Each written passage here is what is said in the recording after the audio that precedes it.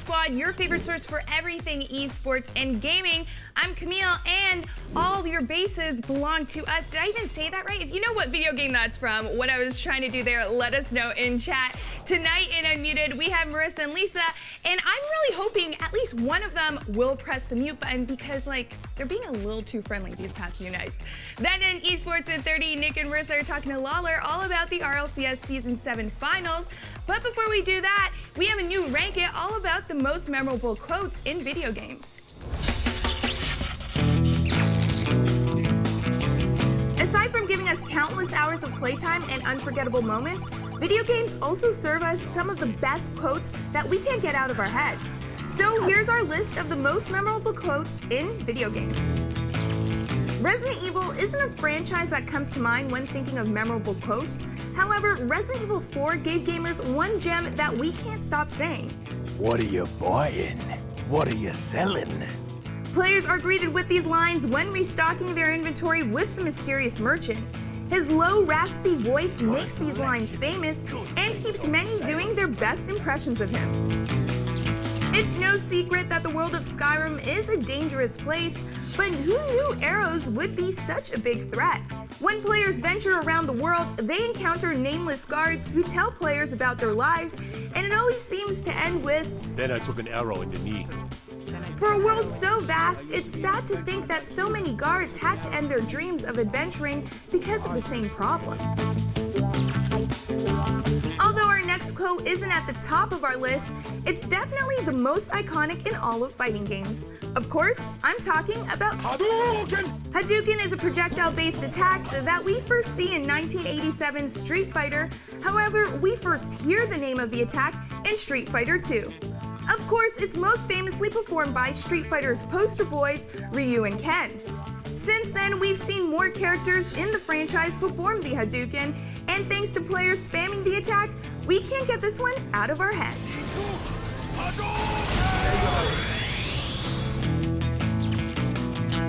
Next on our list is Hey Listen from The Legend of Zelda: Ocarina of Time. In Ocarina of Time, Link embarks on a journey through Hyrule with an attention-seeking fairy, Navi.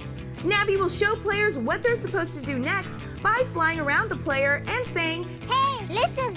At first it's cute, but with its repetition, it quickly gets annoying. So it's no surprise that we can't forget it. There are many things that Nintendo does well, and that includes catchphrases.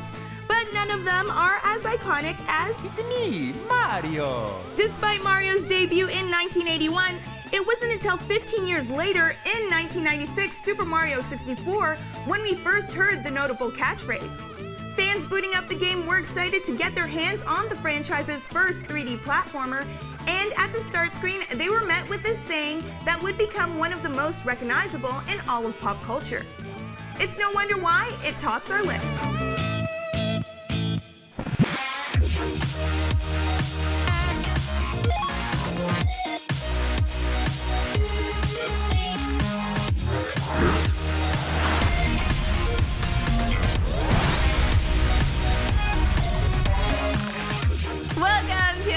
Your gaming and esports hot topics, hot tweets, and the spiciest memes. I'm Marissa Roberto. And I'm Lisa Dwan. We're going to present all the goodies we've gathered, which we will discuss and probably argue. But luckily for all of us, there is a mute button that we each can only use one time when we want the other person to shut up. Well, I'm stop myself there. I know you kind of half muted yourself, but it's like, will we use it example. though? Will we use it? Well, one's in chat if we won't. Listen, we like it when you call us out when we're wrong and praise us when we're spitting truth. So let's get to it, shall we? Another month, another report of major crunch at another major game studio. This time around, it's Call of Duty developer Treyarch. A report from Kotaku detailed how the studio went through long periods of crunch during the development of Black Ops 4. Specifically, the game's Battle Royale mode Blackout was created in less than a year due to executive orders. The report also details Treyarch's poor treatment of contractors, including turning off the AC during the summer, low wages, and refusing to let contractors and employees talk to each other. Lisa, my goodness, this is a heavy blow, heavy news. Do you think Treyarch's culture is maybe a direct result of the Call of Duty release schedule? Because it's pretty heavy. I mean, a game a year, although they do trade off between studios, like it is heavy. It's a lot of work. And even like just this whole news about Blackout, I mean, there were some issues with it after the fact too. Like people felt like it wasn't cooked as well as it could have been. So the result wasn't even good. Is this studio held in like a third world country? And my is goodness. this really a sweatshop? Because like no AC in the summer? Yeah, that's crazy. What? We're in 2019 and this is happening? This is actually insane. I feel so bad for the contractors. If you go and actually read the article from Kotaku, like it goes in full detail and it's ridiculous. Like the QAs are being paid $13 an hour and they're like told not to talk to the full-time employees. There's like parties happening and they're like, hey, you can party for like 20 minutes, but then you gotta go back to work. Okay. What? Okay, so I'm just gonna play devil's advocate here for 1 second. Just for 1 second. Are you against parties? I'm not, of course I'm not against parties, I'm not against fun. You know that I want to party all summer long, baby. But listen, I feel like a lot of these developers, it's not just Treyarch, it's not just these, like we've seen these stories already about crunch, right? We were not making fun of Epic, but we were talking about Epic and their crunch too. So many game developers have this, from big studios to indies, they have a crunch. This is just what it's like working in video game development. I know it's not okay, but the fact that like this is all these stories are coming out now, like, oh, it's a big deal, like there's crunch, they've got crunch. The no AC thing is what really bothers me. That's actually what really pisses me off. Especially the no for AC your thing. pits, you know? Like, dude, I need AC constantly. I get it. Like, yes, that's why it's -20 everybody in here. It's for your pits. Marissa, everyone else is freezing, by the way. It's because of her, just for the record. That's not accurate. But just to rebuttal, sure, a lot of companies go through this, but do companies do it twice? Like, do they repeat their mistakes? Because apparently Call of Duty, they did the same thing with Black Ops 3, I believe, where they scrapped a mode like midway and they made everyone redo the mode, and now they're doing it again for Black Ops 4, despite the fact that they promised this wouldn't happen again. So, poor management, guys. Yeah, I mean, maybe there's a testament to that for sure, and I heed your words, absolutely. I just think that when there is such a time crunch for all these things, it's hard to learn from past mistakes. I'm stopping you because one time's up and there is no excuse for humanity rights. Hello? No AC? Get out of here. All right. Elsewhere, PUBG Corp is launching a new studio. Oh, another studio called Striking Distance. The studio isn't going to be a support studio, however. PUBG Corp wants it to develop new narrative-focused games set within the PUBG universe. The team behind that project will be led by Glenn Schofield, who created Dead Space and previously worked on Call of Duty at Sledgehammer Games. So another studio. But this is interesting. Do you think PUBG should expand outside of battle royales to narrative-based games? Yeah, absolutely. Why not? Again, I do think that PUBG has the best battle royale esports out there. They've done such an amazing job with it, and I honestly think that like these guys that put all their love and time and attention into this game definitely deserve a story mode. Why not? Like, let's bring in a whole new audience here. Let's bring in an audience that maybe doesn't do too well in battle royales. And might really enjoy a narrative story. Talking about us. Exactly. I think that'll be so fun. Why not expand on this universe they've already built and take advantage of the fans that they already have? It's interesting that they decided to do kind of like the opposite way. Like they created a good esport before they created a good full game. I actually looked up if there was any lore around PUBG, and there's actually like nothing. Nothing exists, and there are people who are speculating. So it's going to be interesting where they take this. Do you think the fact like a lore can actually amplify a game's success how many times? Like how important is it, do you think? Oh my gosh, and it's so important, especially for me, even watching like Overwatch. Overwatch is, which is one of those games, like it's tough to get into the esport if you haven't played it, but if you have played it, you know the story behind some of these characters, that makes it that much more fun to watch. So, I mean, for PUBG, we don't start with anybody. We start with a naked human, like in boxers or whatever it is, right? You know what I mean? Like we don't have, there's no personality there, there's no backstory. So for them to actually build something behind it is so exciting. And the fact that they're bringing in somebody that worked on Dead Space. Dead Space is such an incredible game. If you haven't played it, for sure get on it. Yes, it's scary, but I just mean like these are people that know what they're doing when it comes to narration, when it comes to story building. So I feel like it's there. It's going to be a little hard because obviously this game is based in more realism. Like these are just people, soldiers, whereas Overwatch has that benefit of like crazy animated characters that come from outer space. Like there's so much to pull from. So it's going to be interesting if they can make these characters interesting as well. Oh yeah, literally blank slate. Like we have no idea where they're gonna go, but it'd be nice to not just use the same old rinse and repeat. No, aliens, oh my god, please. Let's make it aliens. Zombies? Aliens. Wait, they already did that.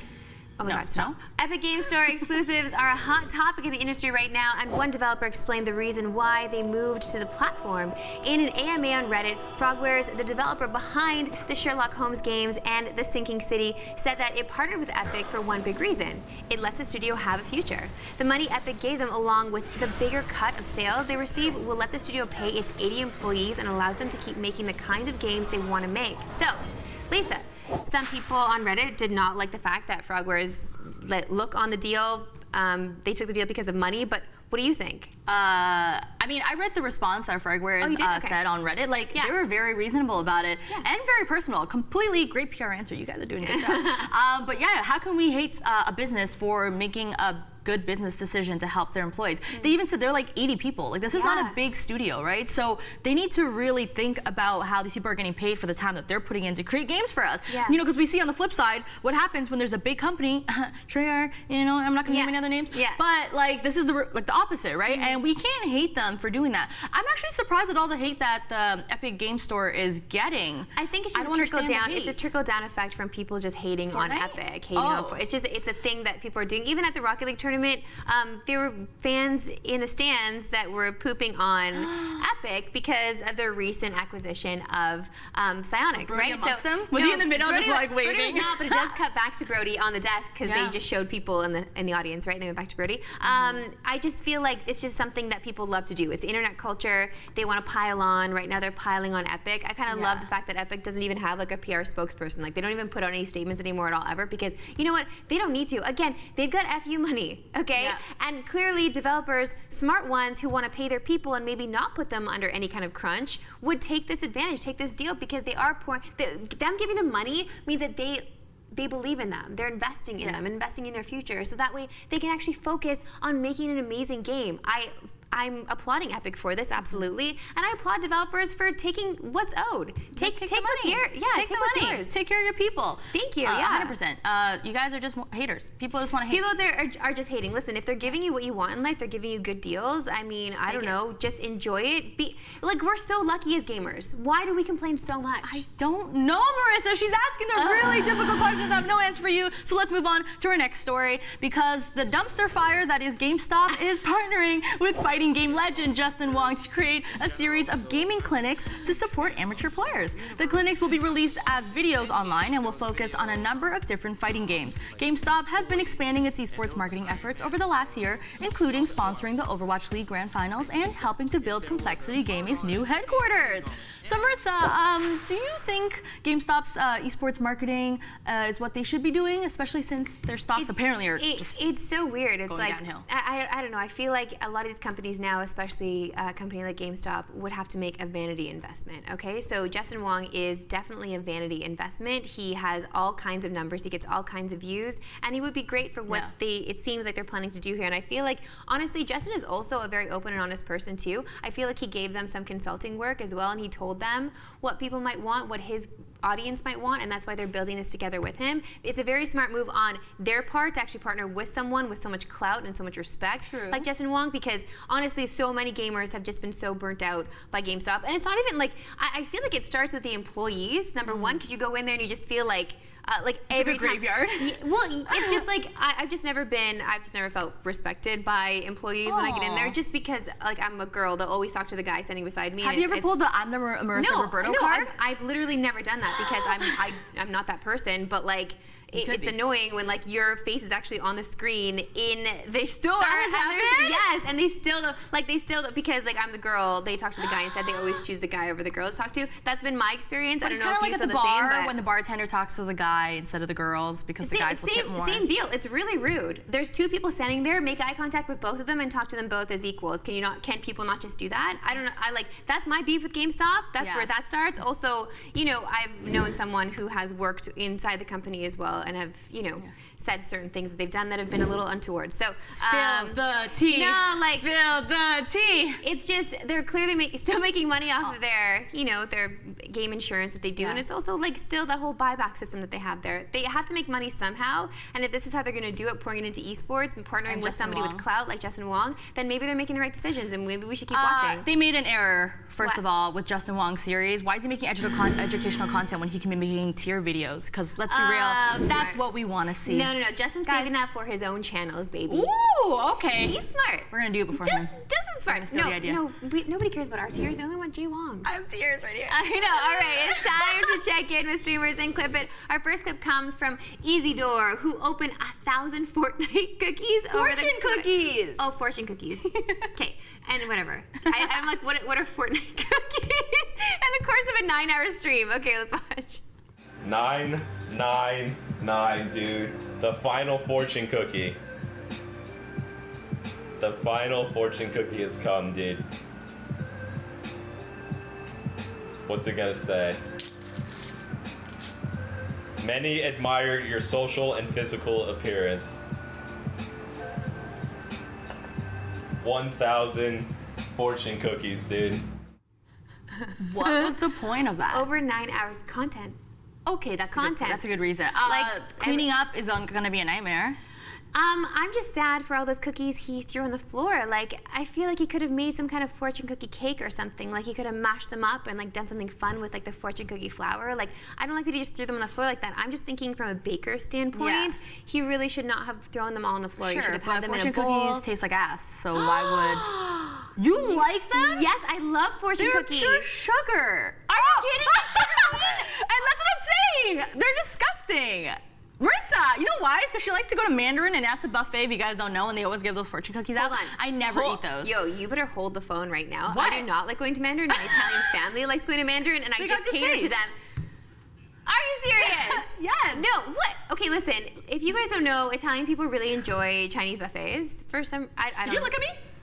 What? No, I didn't look at you. Vietnamese for the I didn't. She looked at me. I didn't know. Clip She's it. making this about Clip it right race. now. It's not even the Always. case. I know she's Vietnamese. She takes me to pho all the time. Yeah. And yes, I said it right. She said Listen, it right. no, it's true that, I don't know, I guess it's like a senior thing too. Fortune Like, cookies? Nona really loves going to Mandarin. Like, she just loves the whole, she's just like, there's so much there, Maris. The food is so good, Maris. Like, it's a whole thing. So I have to take her to that place specifically and nowhere else, or else we just have to go to Italian, but she makes Italian. Like, I don't get it, man. It doesn't make any sense to me. It is good, I guess, some of the time, but No. I mostly just leave feeling sad. Aw. Well, That's my girlfriend's my clothes right now. Okay, whatever. You know what? Just move on. Okay, that just got too real. Next up, we have a clip from Games Done Quick, where the crowd helped censor swear words during a Resident Evil 2 playthrough. Oh, thank you, guys. I forgot about that one. Thank you. That's cute. I love that. That's cute. Can we get that here? Or maybe actually Marissa needs one because she What? likes to drop a lot of F-bombs randomly. Yeah. So around the office, I've been trying to hold it back because we're not supposed to swear anymore. If I say it right now, will they? No, that's what I mean. Don't. We don't want to make extra work for editors at all. But like, it's been really difficult. Like, It so, is hard. especially with profound thoughts, because some of these guys really let loose. Yeah. And we have to just like kind of reconstruct so we don't swear. It's tough, especially when your daily life is filled with swears. It's true. Actually, this is weird, but growing up, I had a mental thing where I was like, I'm not gonna swear ever. And I didn't Really? start swearing till like grade 11. Like, I waited Yeah. a long time. I know. Why did I do that? I don't get it. So now she's making up for lost And now time. I'm just dropping it left, right, C, P, Z. Constantly. C's and P's, people. C's and P's. You guessed what that one is. Literally is the best time of day where we scroll through the Twitterverse to bring you all the things the pros bless us with on their timeline. It's the best when they learn about the complexities of life. Myth tweets and likes his tweet so much that he shares it on Insta. There's literally so much ish I've learned this past year. Like, did you know you have to buy shower curtain rings to put the curtain on the pole? What? I just ran the curtain through the pole. Dude. I mean, I guess that's one way to do it. So, Lisa, No. now I need to know, what was the biggest thing you learned when you moved out? Like, what was the one thing you're like, oh my gosh, I have to get that? You know what? Okay, I moved out pretty early. I moved out at 18 for university, and I was a very independent kid. I felt like I was pretty set with furniture and stuff. The thing that was most shocking is that I guess I couldn't live off like a diet of instant noodles. Oh, but you did try though. I did try for a she long tried. time until I started getting lightheaded all the time. And she's still trying now. I'm still trying now. I'm trying to make it happen somehow. Mixing bubble tea. I noticed, It's the sugar. yeah. It's hard. Dieting is really hard when you're living on your own, especially home cooking and stuff. Yeah, for sure. Cooking Well, is hard. That's probably the hardest part for me. I don't know. I moved out at 18 as well, Yeah. and I think the main thing for me was condiments. You have to, What? because you have to buy.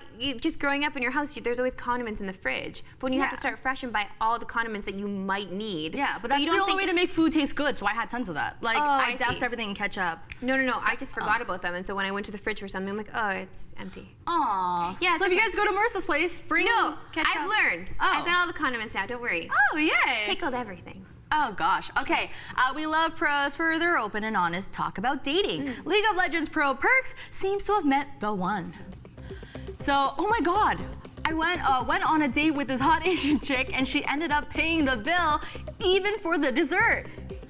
Oh, I know what you're thinking, but no, it wasn't me. I wouldn't pay for the dessert. Oh, but maybe she would. Maybe Okay. Frosty at Wendy's, maybe. Yeah. Like first when you see something like this, some people were offended because Really? like, oh yeah, Why? like looking at some of the replies. But it's okay. There's Modern more. dating. There's more to the Why? story. There is. Yeah. It turns out we know exactly who the lucky lady was. Look at this. Double Lift says took G2 Perks out for dinner and he didn't even put out. Guess I'll F him at Riff Rivals instead. Ooh. Oh. Ooh. Wow. The savagery continues for Rift Rivals, and this time it's a Players Edition. Don't you love that? That's amazing. Did they script that? Like, how did they coordinate? They must have, because Perks had also retweeted. Like, he retweeted before he put his out there. So just letting people know, like, listen, we had dinner together. But they must have planned it over No, dinner. 100%. Like over dessert, They're they're like, like, food. Yeah.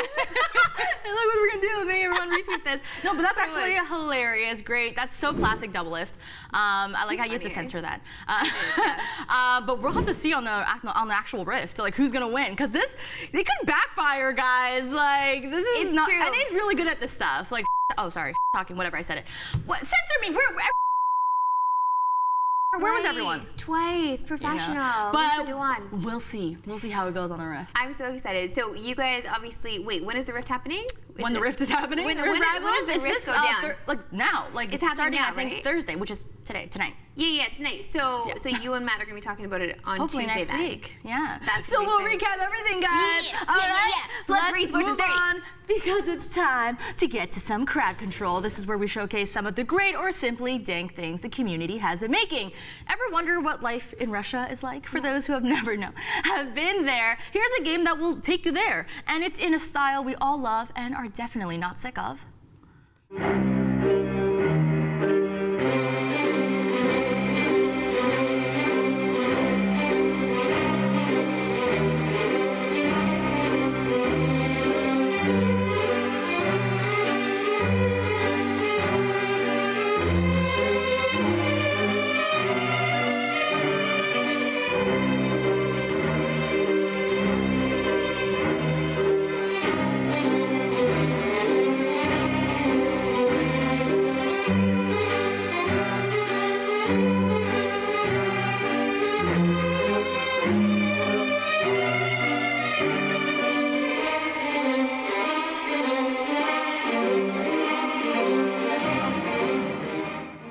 In Russia, you don't hunt us, we hunt you. That was. See, like, I don't even know what's offensive anymore. Like, What do you mean? Is that offensive? I don't know, but if like Russians watching that, like, are you offended by the way that game looks? Is it accurate? Oh, come No, on. we don't know because I've never been to Russia. Yeah, know what I but mean? you know, it's all stereotypes. This is obviously a joke game. Shout out to Sorn43 on YouTube. It is available on Steam, guys, if you want to try it. But would you play? This is freaking hilarious. Russian Every Battlegrounds? country Yeah. should have one. I just love like the random give somebody or some animal the Yeah. finger, like You gotta whatever. fight the bear. They- That's what happens in Russia. They deserve it. Fact. No? Yeah, no, I would play this. Yeah, I would play it. No, it looks like a lot of fun. If there was an Italian version, what would go 100. down? Meatballs? You make it a pasta, you eat it the pasta. You just like, yeah, you eat dolces in the morning. It's gonna be eating basically. It's just Marissa's life. Playing bocce ball. That'll be like the mini game within the game. Okay. And you fail to qualify for international soccer play. Oh, wow. Everyone's It's okay. crying. Yeah, no, I was crying all World Cup, okay? Italy's team is absolute trash right now. All right, we love laughing at gamer stereotypes, and it's even funnier when they're true. Here's a post by Napetown Fellow. All right, there's a whole story behind this. Okay, so OP said, we are having my son's room painted. He didn't let it stop his gaming. My wife is dealing with it. He set it up in the kitchen. He set up in the kitchen. Oh my God. Hey, you can't let anything stop your ranking up the ladder. You gotta. No, I appreciate this, and I kind of love that his parents are like, you know what, that's cool. You just do you. Like, you sit up in the kitchen, it's all gravy. Like, Well, he I don't know if can't it's all stop. He good. can't stop streaming. No, No, streamers like you have to keep playing. It's true. This is where it gets into danger territory, where it's like the fact that, come on, you're like literally blocking the kitchen to play games. Guys, wait like a week? No? Have you ever, when was the longest you haven't played a game? Oh, well, I mean, it depends for me because I go in waves, right? But if I'm heavily addicted to something, like if that was Skyrim for me, like when Skyrim came out, I would not stop playing. Renovations could be happening. I would have also moved my setup and played somewhere else too. What? No, because you don't want to lose the momentum that you have in game. Like, there's nothing worse than that. Like, now I've lost the momentum in Stardew. I've got to go back and like rekindle relationships. Stardew? Yeah, no, there's certain games that Momentum? you have to keep going in them or you forget what you're doing. Damn it. God. I wish I could have muted you for that. All right, let's end it with an oldie but goldie. Thanks to Rizzy Super, we can experience the feels of screwing over your teammates.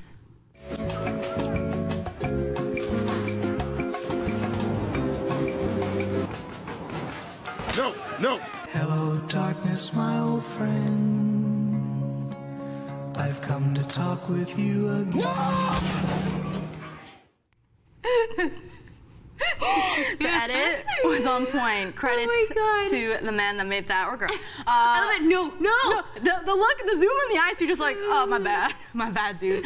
Marissa, have you ever done something like that to a teammate or experience? I mean, I guess that because especially if I'm playing a game like that, like I do really dumb things. Yeah. That's why you should not play with me in anything competitive online. Just because I start to get panicked. Yeah.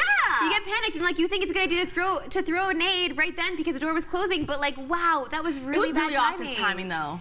His timing was really off. It was so bad, but see, then we get awesome content like that you and I get to enjoy. I wish my teammates felt the same way when I self-nade or, like they don't laugh. Oh, I'm sure that they didn't laugh at the moment. They were really pissed, but then you make a video about it later and it's all Gucci, I don't want to baby. remember those moments. I want to remember you always, and I want to remember you. That's it for MU to remember. You can always hit us up on our socials just to say hi or send us stuff to react to. Someone type in !mark socials right now to see all of our channels, and we'll see you next time.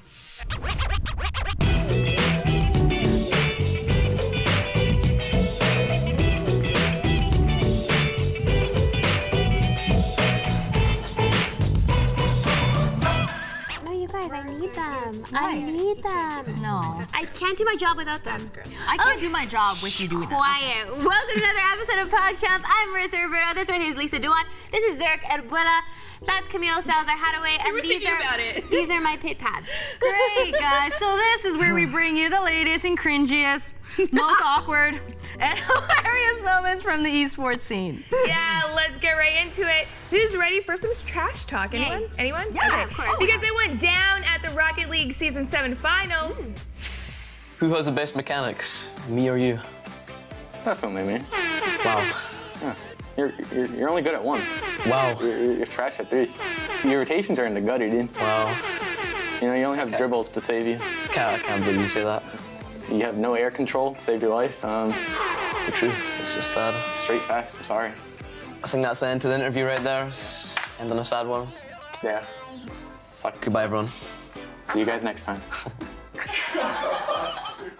Okay, that is so rude. They should not have put Scrub. No, he's such a sweet, innocent boy. Like, why are they making him do that? It's straight facts, Maria. Facts. To be honest, it is straight facts. I mean, Scrub did win the world championship, so you can't. This was, I'm assuming, was filmed before the tournament. Definitely. But to Justin's point, yeah, he's right. Scrub Killer is a 1v1 champ. He is only an. He doesn't have air control. He's a very dribble-heavy person. So everything was right. Dead, Zurich. Leave him alone. No, he's not. He's a world champion. He's a world champion. He's a world champion. So I mean, he has all the accolades. I guess they should have done it again, like a revamp with Scrub Killer coming in wearing a crown. What'd you say? What'd you say? I don't know. I think he should have dished it back. He should have dished it back. It was kind of sad. If you can't trash talk, why are you even sitting in that situation? As I'm saying, they both should have went at it each other. It was more like a one-sided thing. It felt really bad. Trash talking is hard. It's a skill. I wouldn't want to go up against Lisa. That's for sure. You suck. All right. There are many reasons to pause a game. The game glitched, your mouse disconnected, latency, but we heard a very new excuse from the LEC this past week. All right, and we are now going to be getting back into game, folks. As a quick update on the pause, Upset's foot fell asleep. Had to pause for that. We don't authorize pauses for that, so there has been a warning, but I respect that he was committed enough to take the warning to get his foot back into functioning action. He then immediately sat on it again, but we'll get the play-by-play breakdown on that. Hold on, guys. Can we actually cut the shoot? My leg's asleep. Okay. Weren't you not to sit this way? I love that so much. But the thing is, like, if you have a limb that's asleep, even I guess their hand would make more sense stopping play. But like the foot, listen, it's distracting. How can you play? Are you kidding me right now? No, you can't the foot is important because like that pins and needles feeling, it's like really distracts you. And like I can't. That's why I can't work right now. Sorry, guys. What? I'm not. Wow. Diva, guys, he's a pro. Why are you sitting like that? I sit like that. I sit like that. Would you stop a game to complain about your foot being asleep? Yes. Be real. Be real. Don't feed because me. sometimes they do. Yeah. Even like in venues when players are competing. It's like you have, it's cold, like the air conditioning is blasting, and that's very distracting as well. There's all these different features in the environment that we have to consider. No, that's what being a pro is. You go overcome that. Lisa. We shot unmuted, and it was freezing because this girl sweats all the time, and I wasn't complaining during the shoot. Well, I was actually. Oh my God, you were the entire time. But we still got through it. Holy, nice example. Okay, let's move on here. We here at Squad are not strangers to tech issues, and neither was the Epicenter Major. ODPixel and Fogged will take you through Game 3.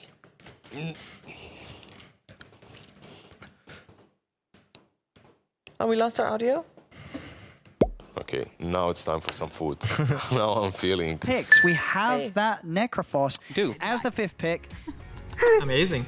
I just like how you have no other choice but to. Yeah. Yep. No, the best is like, okay, well, we can't hear anything, so let's talk about food. Yeah. It's time to go get food now. Yeah, what do you want for Nothing lunch? is working. I love it because obviously they didn't know that their audio was still up. Yes. So those are the best moments that are clipped. The best. What if they were like dropping some serious knowledge and we missed all that? That's so unfortunate. Oh yeah, it is unfortunate. Yeah, it feels bad for the casters they threw to, of course. But I mean, I love hearing that Shiva is gonna get food. That makes me happy. You guys should eat. I know. And they did a good job filling that entire time. Yeah. The casters did a good job. Yeah. Anyway, casters sometimes slip up. You know, it happens. Yeah. We saw it right there. But let's go to the LEC, the land of accents and all that gorgeous, vocals. Yes. Near where caster Fruscurrent's latest flub. Oh no. Coming into 9-12, I was curious how it was going to shift. If Aatrox was going to move off of the ban bench. Ban bench. Sorry there. And into first pick status. That's going to get clipped out.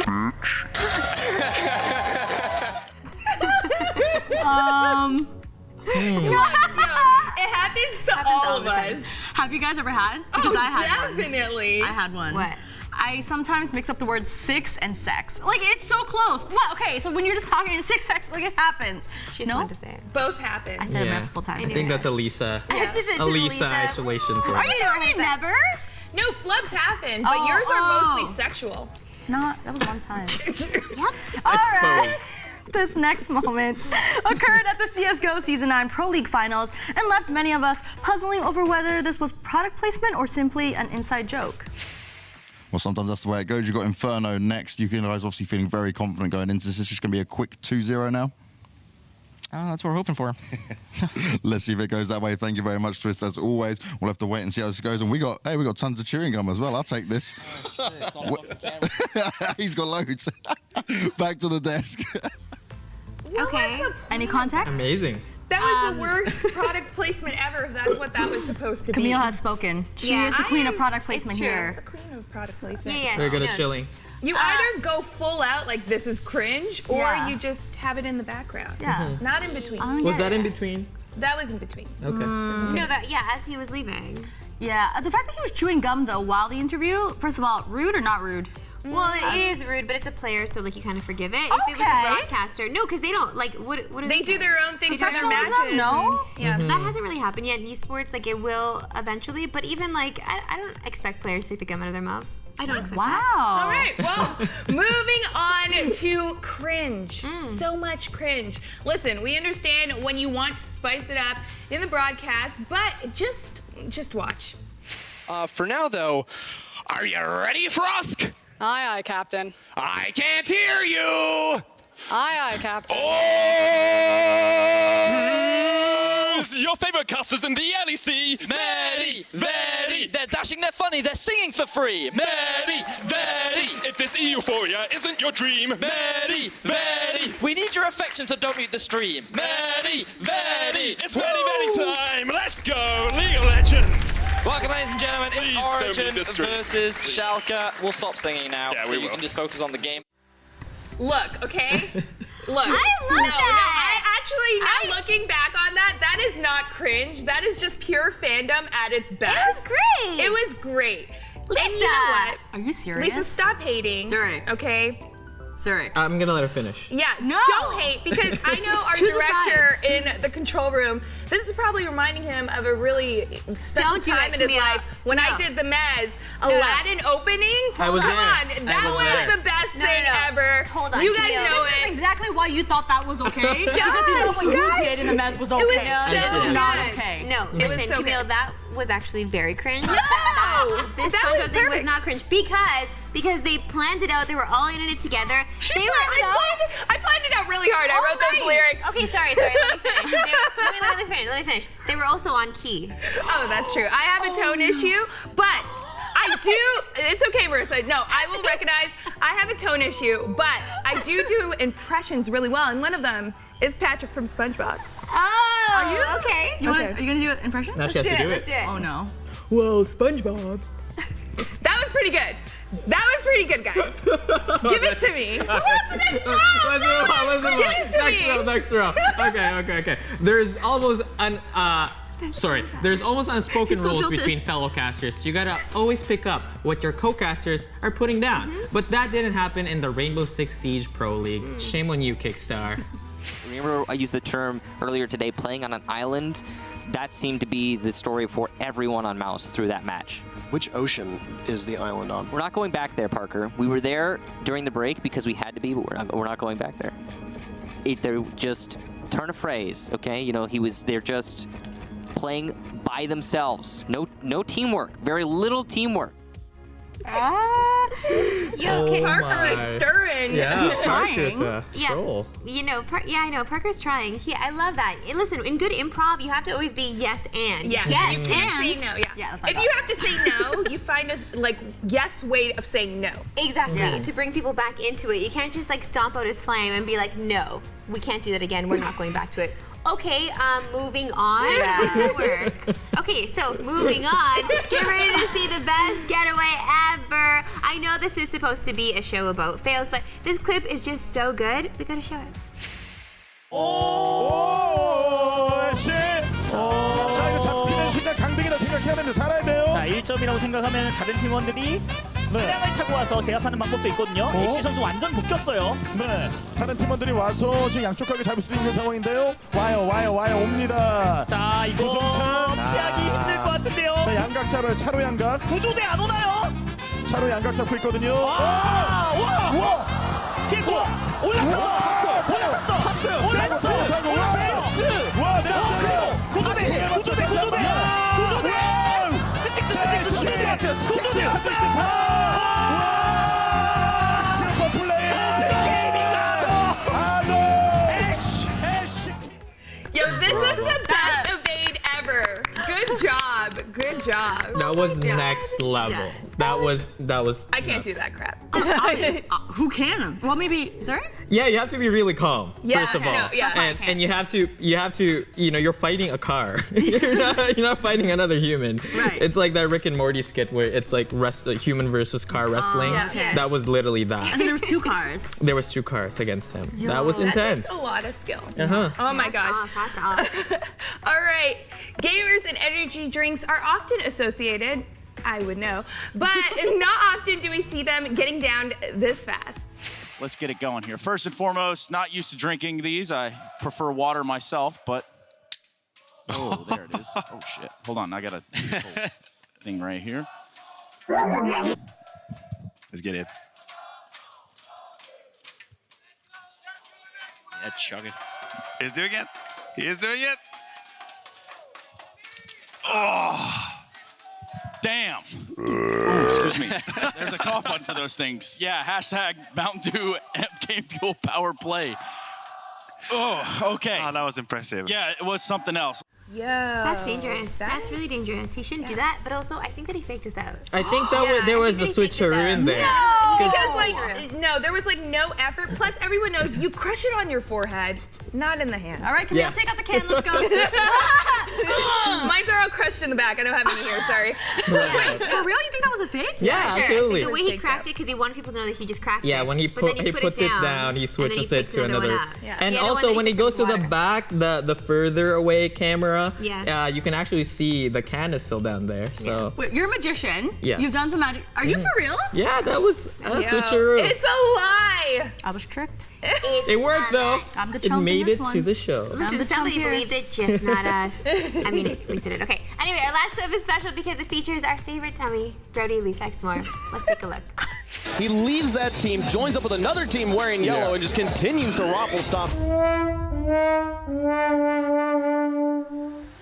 The quick save. That was what a save for Brody right there. That was a. Wait, hold on a second, because this is not recent. Did you just go digging for Brody Yeah, Cringe? maybe. Okay, yeah. All right. because- Yay. I gotta embarrass one of us at some point. Well, and during it's always the- Brody when he's not here, so good for us. Aww. Now it's Camille. It just means that we miss him, right? Yeah. We do miss him. And if you but guys miss him, honestly, he'll be back soon. We need to kind of do some handshake exercises. Like first Every you got to time. do the eye Training. contact, right? Training. Then you got to do the extend. Yeah. Then you got to look down Yeah. so they get the cue. Handshake. Yeah. Just saying. Do handshakes, guys.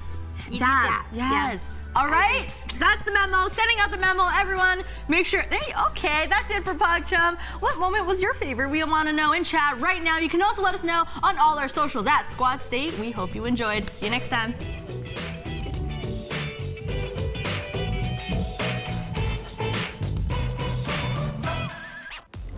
Look, although that was very embarrassing for Brody, I have to say he actually recovered very well after getting denied. He went for the hug, and that's all that matters. So good for you, Brody. You can show your love to Brody and the whole squad by subscribing to us, and you'll get some sick, sweet emotes out of it as well. In a bit, you're gonna see Marissa and Nick talking to Lawler all about Rocket League in Esports in 30. But first, let me get you caught up on the latest in reported.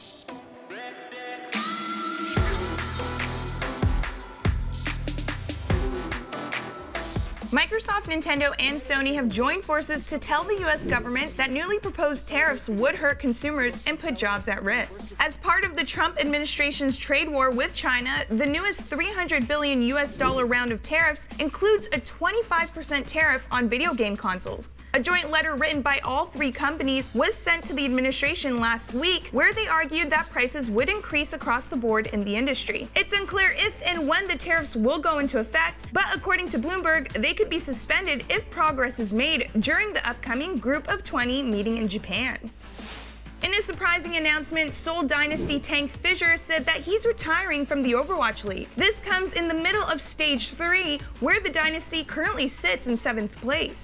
Fissure joined the Dynasty before the start of the second season and previously played for London Spitfire and Los Angeles Gladiators during Season 1. The Dynasty said on Twitter that they respect Fissure's decision, but neither party gave a reason as to why he retired. Best of luck wherever you go, Fissure. We'll definitely miss your aggressive play on stage. It's a good month to be Wizrobe. Not only did he become the first Captain Falcon player to win a major in a decade, he is also the first Smash player to ever play for Team Envy. The American org signed Wizrobe to its roster this week, fresh off his victory over Hungrybots at Smash and Splash 5. Wizrobe is one of the hottest players in Smash right now and is currently ranked 8th in Melee and 5th in Ultimate. You'll be able to see Wizrobe wearing Envy's colors at tournaments throughout the summer, but you should definitely keep an eye out for him when EVO 2019 kicks off at the start of August. Long-standing Australian org Chiefs Esports Club has been acquired by Icon Esports. Chiefs is easily the most well-known Oceania esports team, having existed since 2014 and has fielded teams in games like League of Legends, PUBG, CSGO, and Rocket League. Conversely, Icon is not as well known outside the region, but is backed by a lot of money. But you don't have to worry about the death of the Chiefs. Icon said that it would dissolve its own Team Icon squad and will now simply run the Chiefs brand. Hopefully this is a sign that Oceanic Esports will continue to grow for years to come.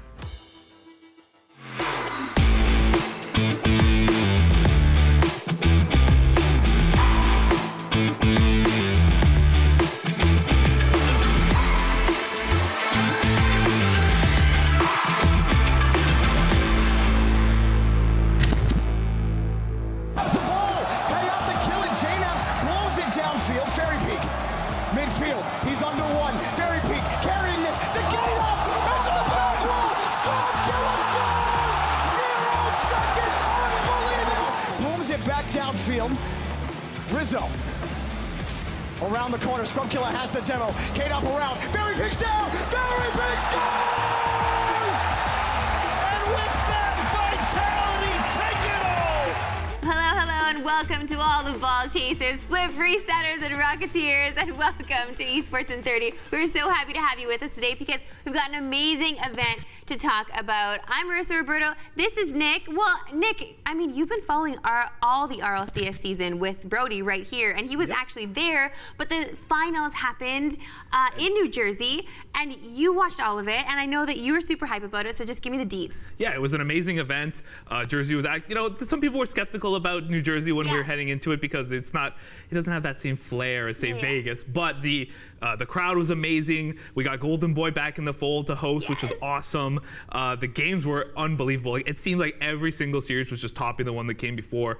Amazing goals, amazing storylines, and a great winner. Oh, absolutely. I was so surprised with it, but so happy for them. My goodness. Nick, I think we need another injection of Rocket League hype into our veins. So before we welcome Lawler to the show to help us recap the LAN finals, here are the highlights.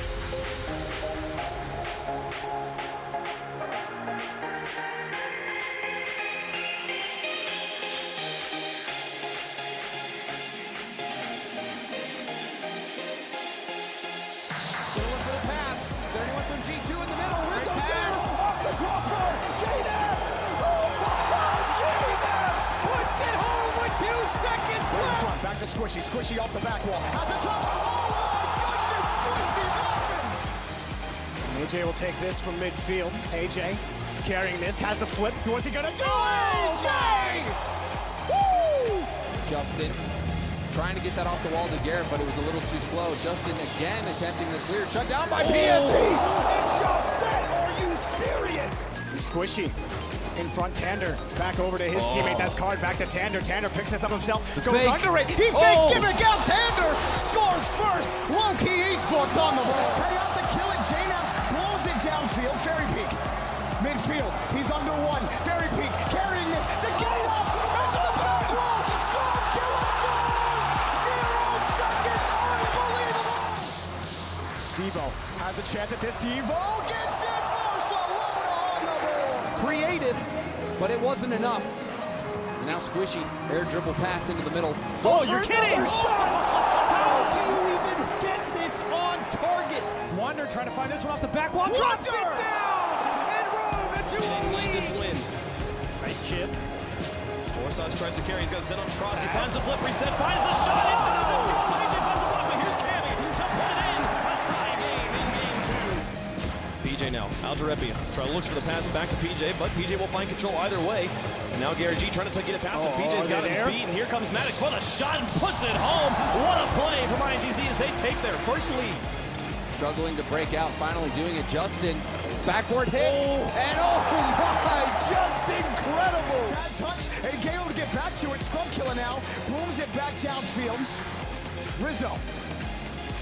Around the corner, Scrub Killer has the demo. K-Dop around, Barry picks down, Barry Big scores!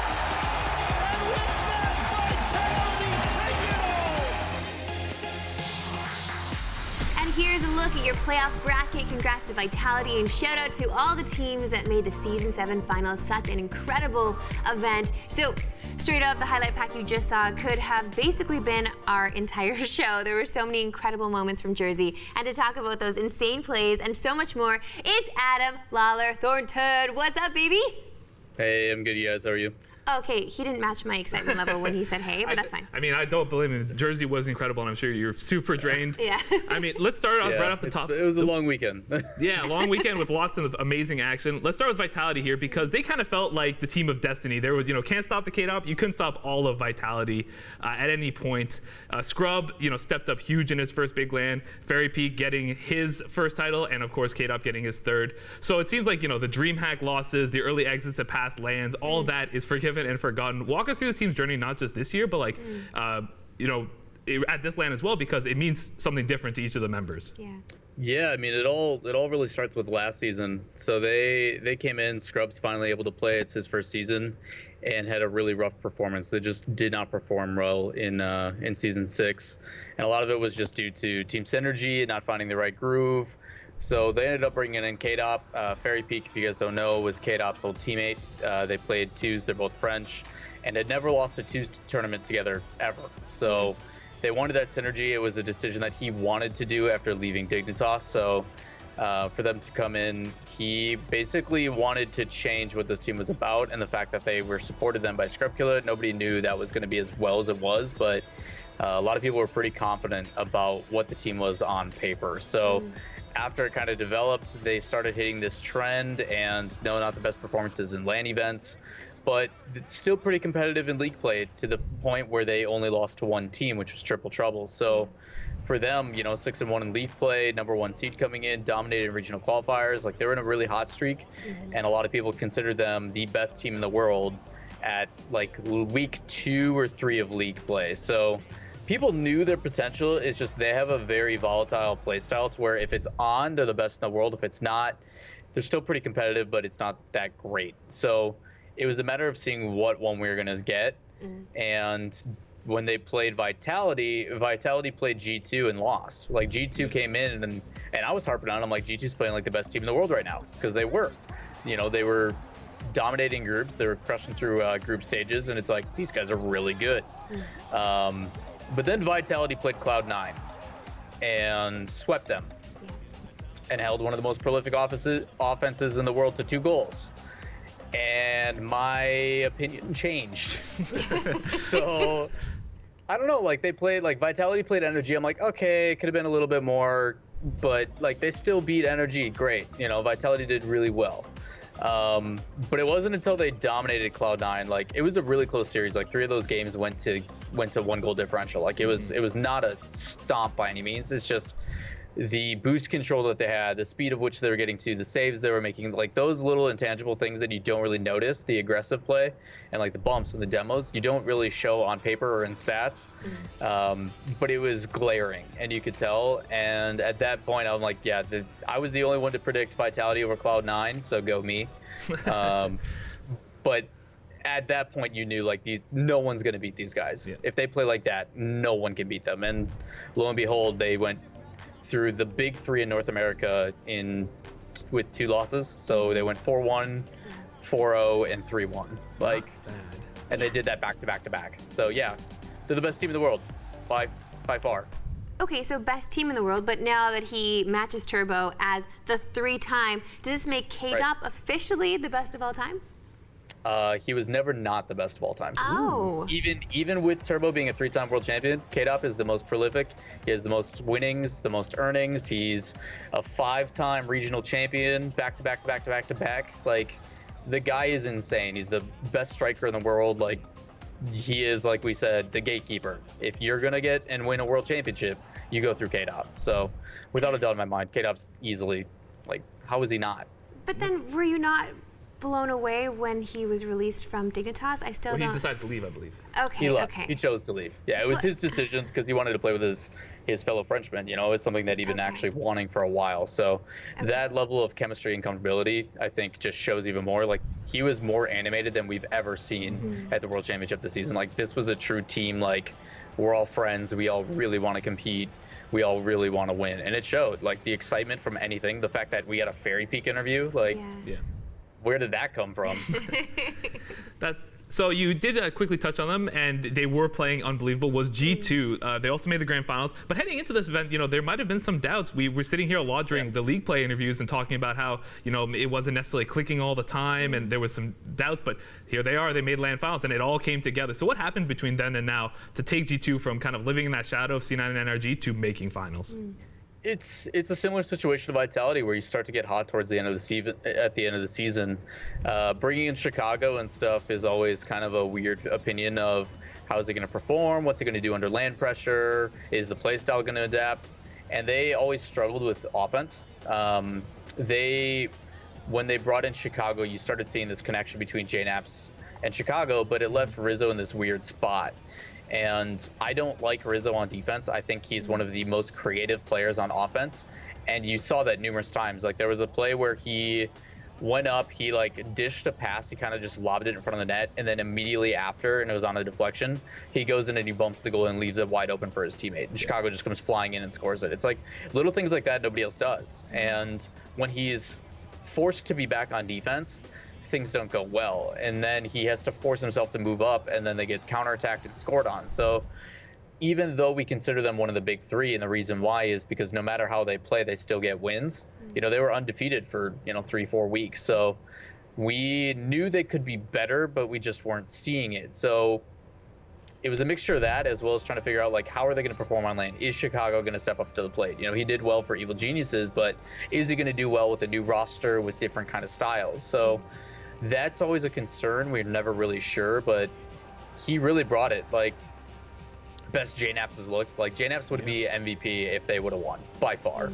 He had a really rough offense on day one, but his defense was phenomenal. And then he started to come into form and play even better, which made Rizzo able to move up. Chicago started playing a little bit faster, but when they played against Vitality, they literally just didn't have boost ever.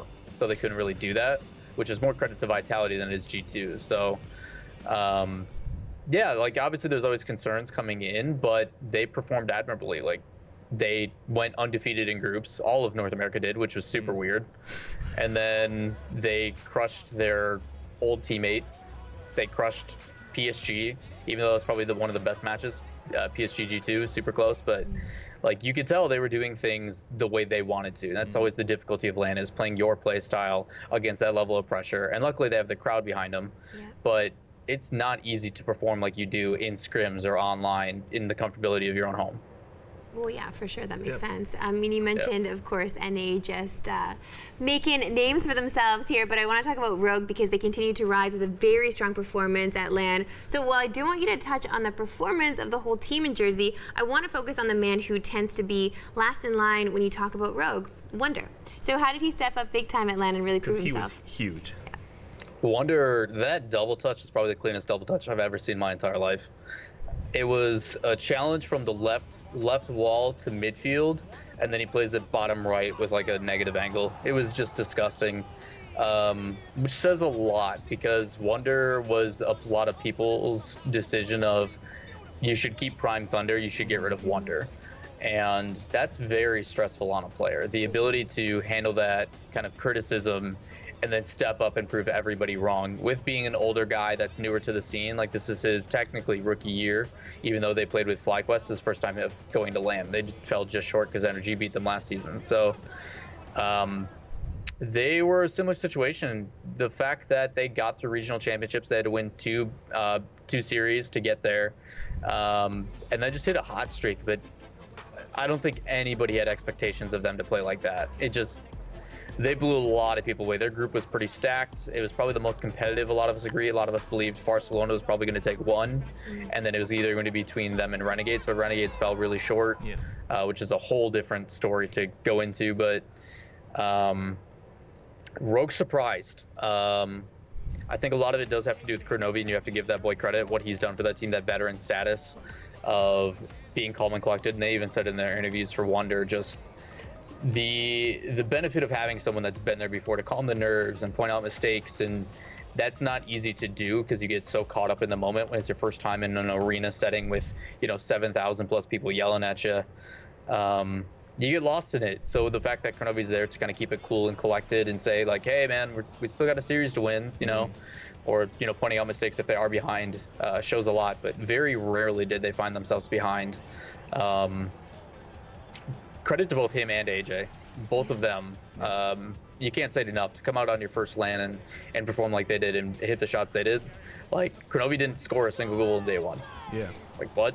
That makes no sense. Normally that's the only way they win, is if Kronovi scores every goal. So big credit. Yeah. Wonder played extremely well. So did AJ. So did Kronovi. That's why they found themselves in the quarterfinals. Yeah, and I mean, it's nice to see that they were keeping it calm as well, but also the Wonder with like the mad fist pumps and keeping the hype up as well. Dude, I mean, self-psyching, excited. right? Self-psyching. Which is crazy, because he hit that other double touch where he came off the right wall and he like hit it at an angle, so it like hit his wheels again to pop over, and he didn't move. He didn't do anything. And I was like, what? Like, how are you not reacting to this? And he's just stone cold. He's like, we got to win. And that was the only thing on his mind. So it was interesting to see the phases of Wonder throughout the tournament, I guess you can call it. Nice. Sure. I want to shift to EU here, because we did touch on them. FCB, Triple Trouble, PSG, they all made the quarterfinals, and they all played pretty well. But overall, maybe it kind of lent itself to like a bit of an old school NA versus EU vibe, since every single quarterfinal matchup was an NA versus EU, with none of the other teams making it through. Did you kind of get that feeling of this old school NA EU vibe? Oh, it was a fantastic clash. only because the only reason it went that way is because NA won every single group. Like, there was a lot of people complaining about the format, this and that. I'm like, dude, none of us had expectations that NA was going to win and go undefeated in every group. Like, no one could have planned for that. So the fact that it did happen, and then we got to see the #1 seed in NA versus #1 seed in EU, #2 seed in NA versus #2 in EU, 3, 4, the whole way across, we were all like, this is great. Like, how can anybody be upset about the fact that the format worked out like this? This is amazing. We never get to see it until like the grand final, and now we get to see it every step of the way, which is awesome. So I loved it. The fact that NA did what they did, I mean, it was historic. We've never seen that before, ever. So shout outs to NA, finally proving that we are good, but still not the best. Could not have scripted Yeah, it couldn't better. quite take down Vitality, but we got everywhere else. So Still there you go. right. so close. Okay, well then, what did you think overall of the non-Vitality EU teams in Jersey? PSG was extremely close. I think they, being the only returning EU team, did really, really well. Triple Trouble for their first performance, bunch of rookies as well. Won the hearts of a lot of people, a lot of family vibes and stuff, which was really cool to see. Other than that, like, just tough competition. I think Barcelona could have had a better day. They just fell flat in their quarterfinal, which is unfortunate. I think Cloud9 just came out and really had a point to prove. But the fact that they got swept was kind of weird. So I think Barcelona kind of underperformed in my opinion. But yeah, other than that, I mean, good performances. Everybody played really well. I don't think any one team like really underperformed. I think the only ones that were noticeable is PSG had a lot of mistakes in their last series against G2. I think they could have taken it if they would have cleaned it up a little bit. They threw away possession pretty often. And then Triple Trouble could have went both ways, but I think the crowd really favored Rogue, and that was partially it. But Rogue was like on a mission, and that mission was to give us Kronovi versus old team. So I'm okay with it. All right. Now, I want to quickly touch on something that I kind of noticed throughout this tournament, because you mentioned it when you were talking about Cloud9 versus Vitality, where it was really, you know, this was a tournament with so many high offense teams and so many talented players, but it also seemed like defense like defined this tournament as much as the, you know, more than the offense as much. How have you seen kind of the defensive side of Rocket League grow and play into this tournament? It's the best way to explain it is if you watch, like, part of the reason why Scrubkilla, in my opinion, won MVP is his defense. You look at it in the G2 series where plenty of shots were happening, but because the rotations were so clean, he's able to make some of these incredible saves that normally you just wouldn't see. And the only time you can do that is if you're in full stride, you're letting the boost go as much as possible, and you're there like split second. Because teams have gotten so good, offense has always dictated Rocket League, especially when it comes to the meta, just because it is better to be the one passing into midfield and taking a shot than it is to be the guy in net trying to jump and make a save on a shot that's too fast. Gotcha. But the fact that these players have gotten and slowly changed their playstyles and adapted to the fact that these shots are coming in, pre-jumps are happening, they're deflecting shots in midfield. They're trying to prevent them in the first place. Midfield defense is what we refer to it as. But a good team is going to make it so the defense stops them at the midfield rather than in front of their own net.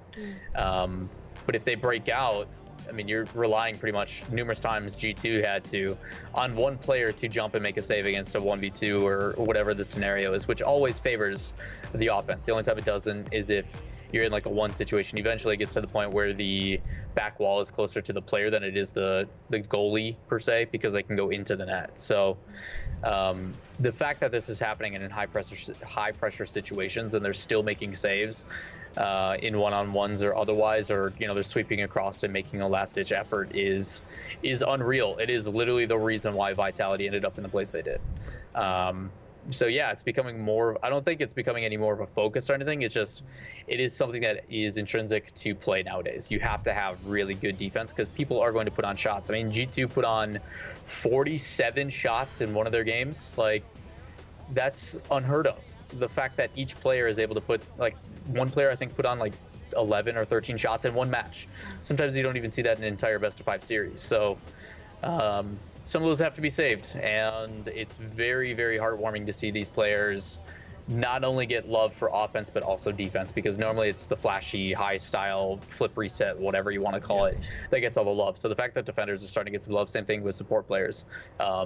I love it. I absolutely love it. Speaking of something that needs a little love as well, we saw South America at the RLCS for the first time, and personally, I was super impressed. They brought a lot of us waving those flags right now on the screen. Yeah, you guys had the flags on the desk there.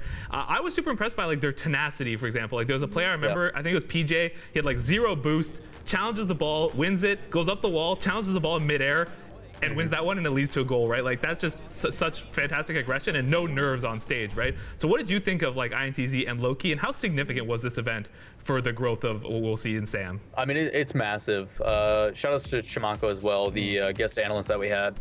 But he hit the nail on the head when he was on desk. You know, they've been waiting 3 years for this moment. You know, the South America scene's been around forever.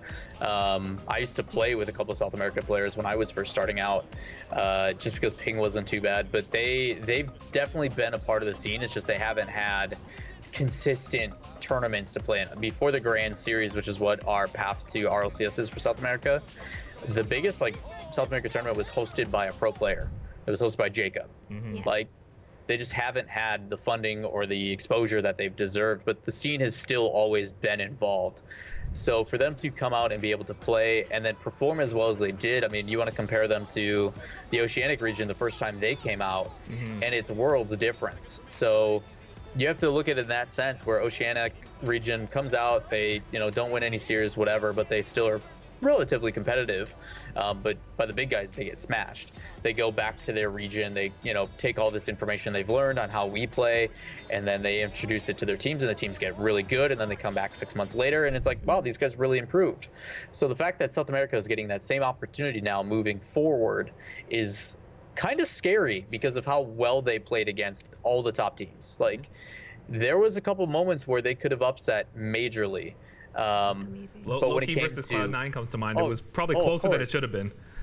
Definitely, same thing with Energy and ITZ. Like, Energy definitely gave them a little bit more respect than they should have, but it's part of the reason why Energy won, is the ability to be an experienced team and bounce back from that. But they were on match point a couple times that they had to be careful of. So they came out to play. They originally, nerves were kind of a problem, possibly because of the controller issues that were going on. It may have settled those nerves because we had to fill for a match for like 30 minutes, which was super fun. I almost ran out of stuff to say. Brody's like, dude, I was out of questions. Like, I don't know what. But yeah, it was, I think that helped a little bit, but even still, you can't ignore the fact of how well they played. And the fact that they get to take all this experience as a true team, and we're already seeing roster swaps happen. Like, Renan's now leaving teams, and it's crazy to see that they have a roster split happening early, which I think is good because it allows them to focus then on the further for next season. But for them, they are going to have now 6 months to take everything that those teams learned and instill that into their region, and then bounce back even tougher. Like, they have 4 really competitive teams that are only going to get better, and if they're able to keep it this close against the best in the world in their first chance, watch out for them next season. They're gonna be really good. I'm hyped, man. I'm hyped. Yeah, it's me good. Scary for the other teams they're playing, but like so exciting for us. Yeah. How amazing are these underdog stories? Okay, so any closing thoughts for the storylines and amazing moments from season 7 as we look ahead now to season 8? Rocket League's coming. We've all been waiting for this next big push for Rocket League because we know its potential. I know Brody tells you guys probably all the time. But Rocket League is catching attention again. The fact that I think this season, I think the biggest thing for me was that we had a big focus on the families, the community, what Rocket League is really about, because it is a very unique esport in that sense. I know, Marissa, you've hosted for us a couple times for Gnarly, and you've gotten a taste of it. The fact that all the players shake and high five and hug after matches. They're not trash talking each other. There is cliques and stuff, but at the overall side of it, they're all friends. They all get along. They all are respectful to each other. There's not this crazy banter. Like, yeah, Turbo throws some shade on Twitter every once in a while, but they're all friends. They all hang out. So the fact that there was a major focus on that, I think, this LAN was really, really awesome to see. But also the fact that we're getting national attention, setting the world record with the Mexican wave, the viewership, I think, is the most organic that it's been. In the past, people used to come in to watch for fan rewards and get in-game items and stuff, but those items have been kind of the same for a while. So, like, the fact that, we're pulling 200K viewers again, plus, is fantastic. And it's not due to rewards. It's just due to this is really exciting to watch. So Rocket League's on a great place. I can't speak to it due to the position I'm in, but I'm really hopeful for what Epic acquisition does, because that should close the end of this month. So we'll see what happens.